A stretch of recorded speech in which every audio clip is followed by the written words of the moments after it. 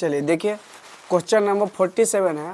Question number 47 क्या बोल रहा है, 2.47 इसके ऊपर बार का चिन्ह है को P बट्टा Q के रूप में बताइए। तो P बट्टा Q के रूप में क्या होता है बताइए। P बट्टा Q में क्या होता है, कौन सी संख्या होता है, तो परिमेय संख्या। परिमेय संख्या यानी कि P बट्टा Q में किसको लिख सकते हैं, परिमेय संख्या। क्या परिमेय संख्या क्या होता है, जिसको हम P बट्टा Q के रूप में लिखते हैं। P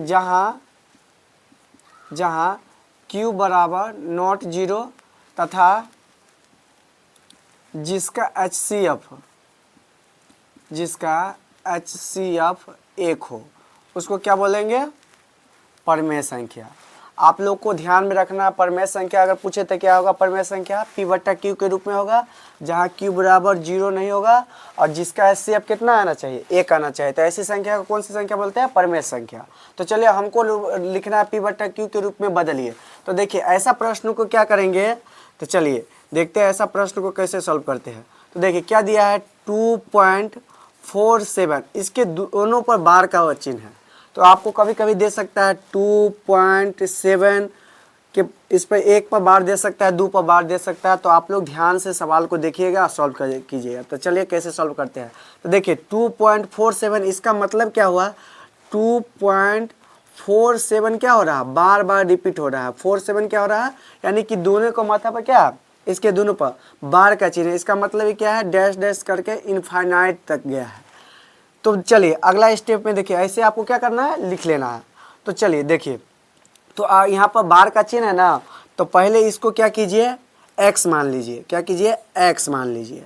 x मानेंगे तो x बराबर लिखेंगे जितना हम 2.47 इसके बाद 4747 डैश डैश करके 9 तक है।